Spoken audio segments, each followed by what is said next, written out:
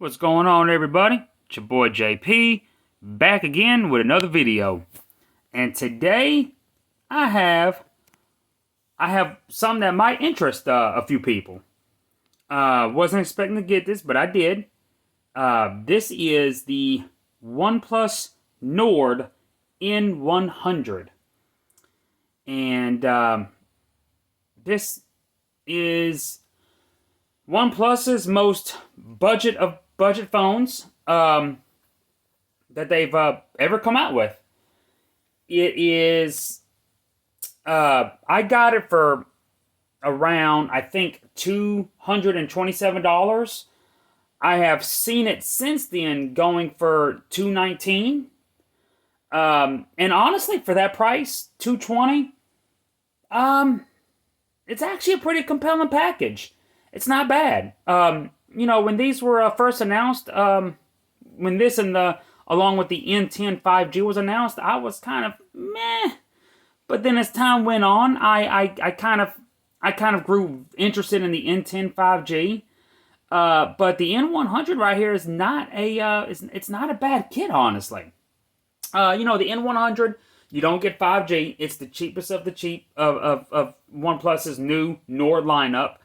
But the phone itself doesn't run as such. It doesn't feel as such. It doesn't look as such.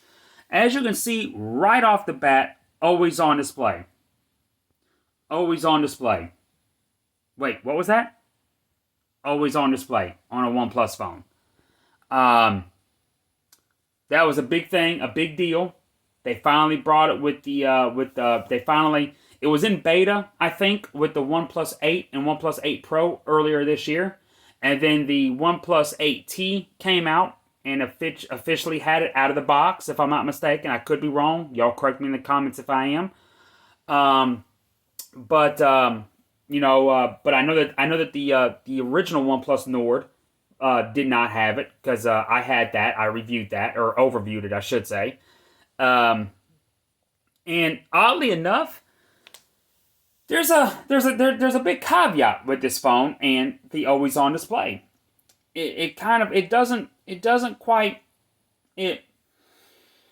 many as you know, always on display works best with OLED panels.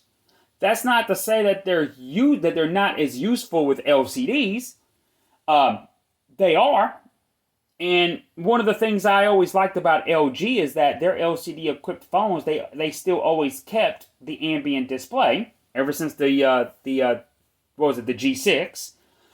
It's funny, I made a video earlier today about another phone, depending on the order that these are being uploaded at, and I was talking about the G6 actually, and the 18:9 aspect ratio that it was the first to come out with back a few years ago.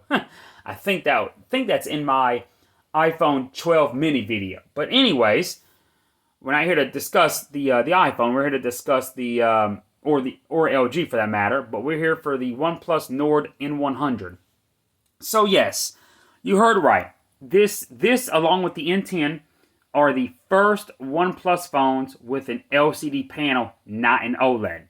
So, you may find the inclusion. To a lot of people, they're gonna, you may find the inclusion of an always-on display to be useless, because with an LCD screen, it will drain more battery. Because with an OLED panel, the always-on display, it only lights up the pixels that are needed in the display, whereas the LCD screen, the whole screen still has to light up for the always-on panel.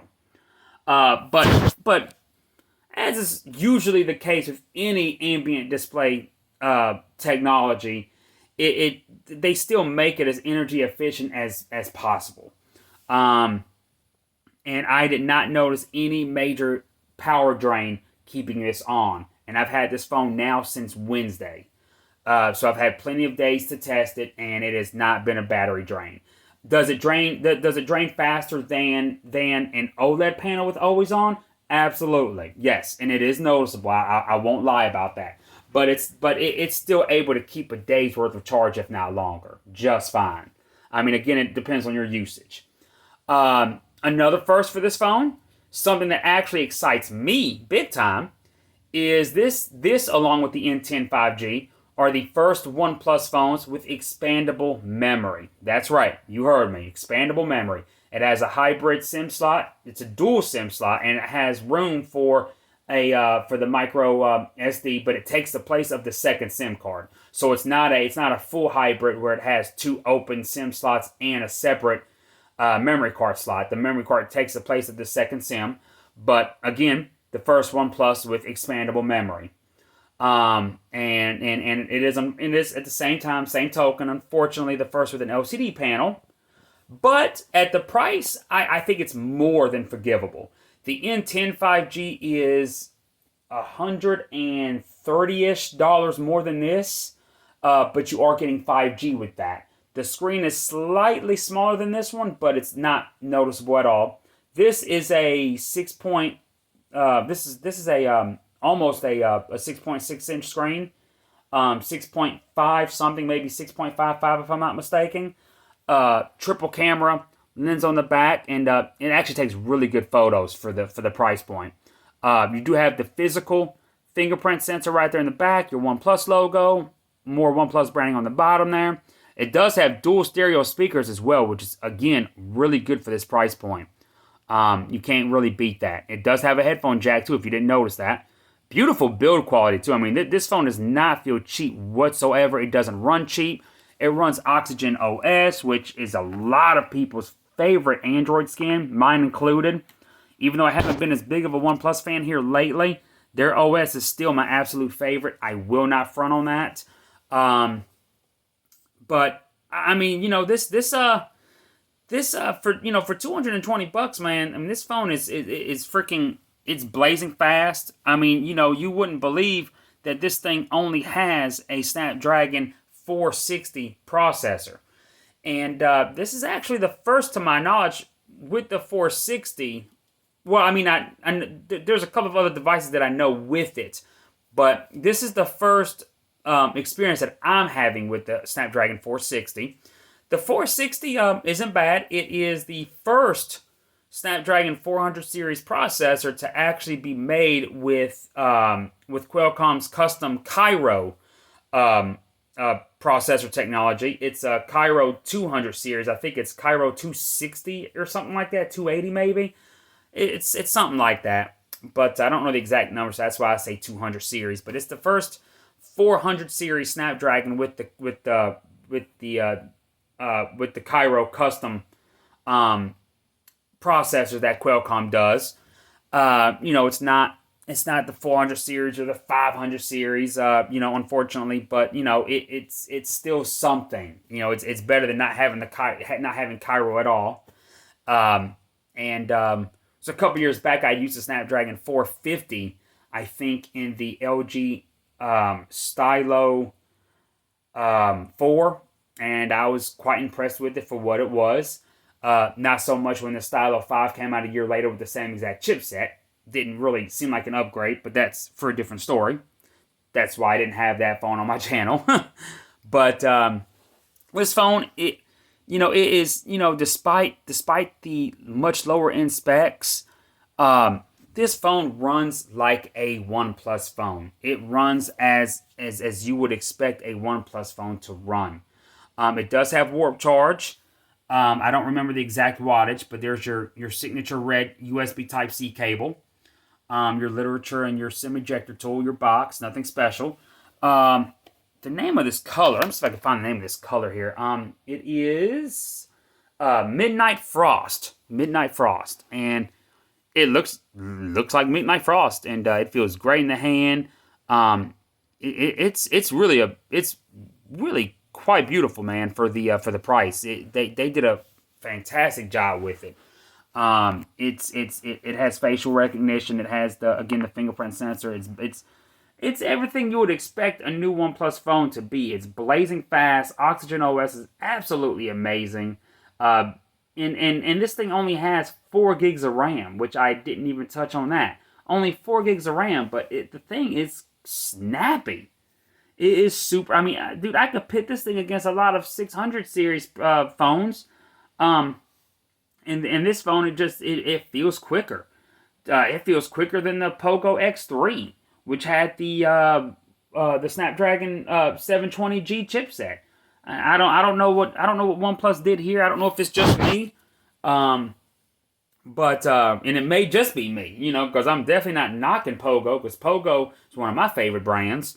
But the OnePlus Nord N100, if you don't have to have 5G, is a fantastic phone. For the price, the LCD screen is right, and I mean, look at it. You can see it from my video how nice it is. I'm not always able to capture how nice some of these screens are. Sometimes you can only see it in person, but I can see just from the viewfinder how nice that panel is. It's a 6.6 inch. It is full HD. 1080.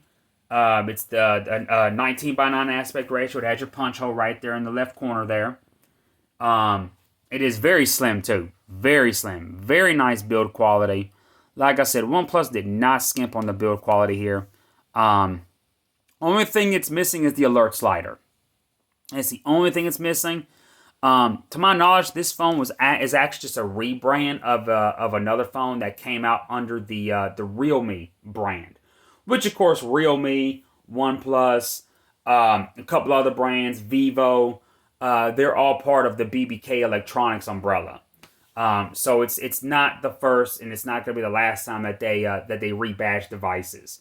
But I would have liked to have seen them add the alert slider, just because that's such a OnePlus trademark, and the fact that it doesn't have the alert slider is kind of a giveaway, so to speak, that it's a rebrand of another company under the same umbrella, and not actually a OnePlus phone directly. Minus the Oxygen OS skin, of course, because I would rather have Oxygen OS instead of the Color OS. I think is what the Realme phones use, like the Oppos, if I'm not mistaken. I could be wrong, but anyways, hit me up in the comments. I hope y'all like this one right here. Like I said, you can find it on eBay pretty regularly for about $220. I did notice Flossie Carter earlier this morning. He actually released his video on the N10 5G variant. With the Snapdragon 690. I have not seen that available yet. I would have actually gotten that instead of this if I had the opportunity. But I'm not complaining though. Very impressed with this phone for the price tag. Very impressed. Hit me up in the comments like I always said, and I will see you on the next video. Peace.